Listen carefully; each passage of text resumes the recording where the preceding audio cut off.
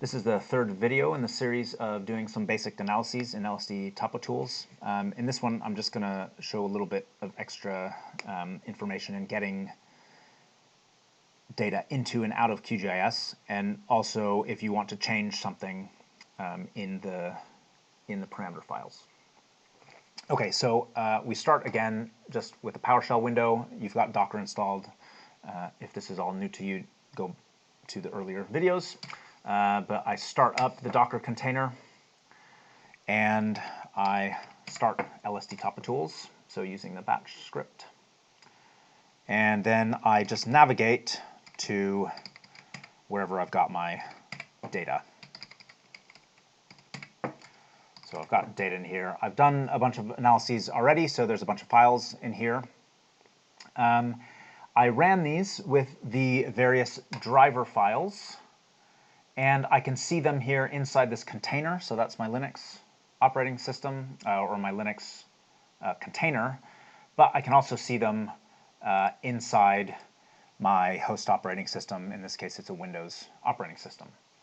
Now, let's say I wanted, so in this case, I've got a channel network 1, so this is basic metrics 3. And let's say I wanted higher threshold contributing pixels, so I might just increase that to 10,000. I wanted to print channels to CSV, so yes, I want to do that. And I'm going to show you how to load this into QGIS. Now, there's lots of options for basic metrics. I'm going to try and find that live. So here we go. So you've got all these options in the instructions. So here's some basic channel instructions and printing.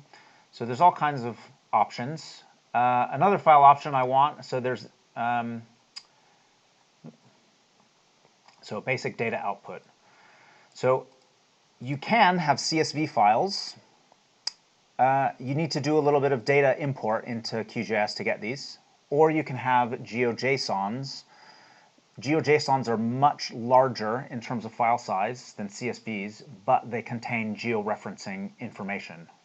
So that's a kind of good thing to have. So in these, in this appendix with all the different options, it tells you, so this is the keyword, it'll tell you what kind of input type it is. In this case, it's a Boolean, so true or false, and then the default value. So that will basically go on if you don't enter it, it will take the default value. So if I don't say anything in this parameter file, so the default of that is false.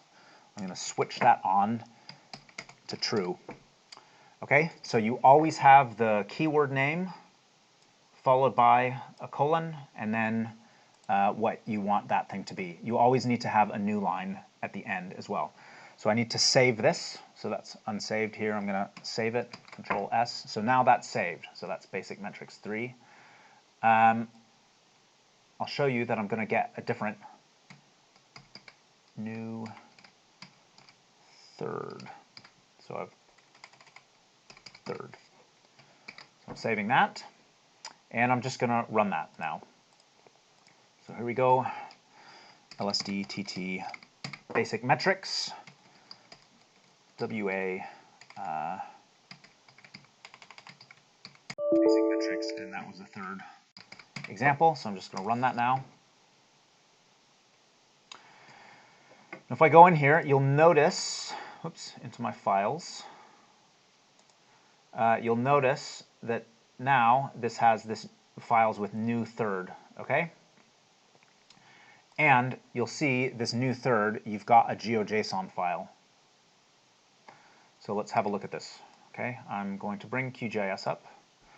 So I'm going to I'm going to remove these ones. Oops. Let's get rid of these.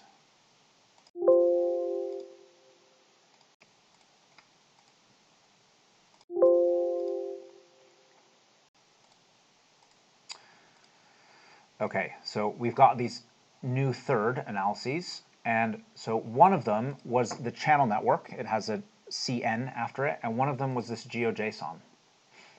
So this one, hopefully it'll work. I can just add this to Canvas. So that works straight away. What happens if I do this? Well, that doesn't actually work because it's a CSV file, so it doesn't really know what to do with this initially. So I'm going to remove this. If you want to add CSV files, you need to add the layer, and you add it with add a delimited text layer. So here's the data input file. The file name, I've got to find this file now. So it's in data, LSD workshop data. So that was new third. There's the CSV file, so that's the name. It wants the X and Y fields. Luckily, I've called these latitude and longitude, which QGIS happily takes. The other thing about this is we programmed this so you could do the CSVs anywhere in the world with latitude and longitude. We did that because that is more convenient for web mapping. And it's in a specific coordinate reference system. So you've got to change the coordinate reference system, okay? It happens to be WGS 84.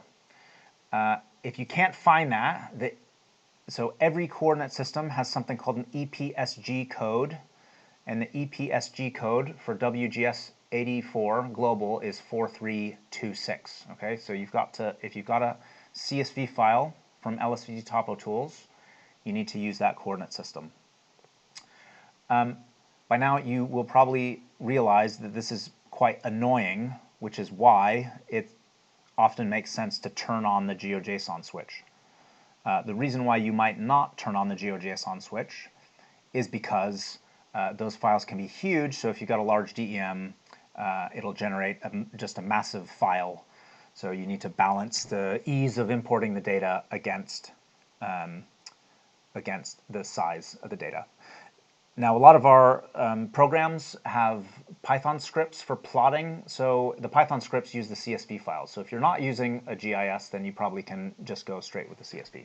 But here in QGIS, I'll add that, and so that will have, so this new one, and it's basically, so I'm closing this, okay, close. So this is a new one. So it's basically the same as the JSON. And all of these, you can query them in QGIS, and you get information about the points. So in this case, there's lots of data associated with these points.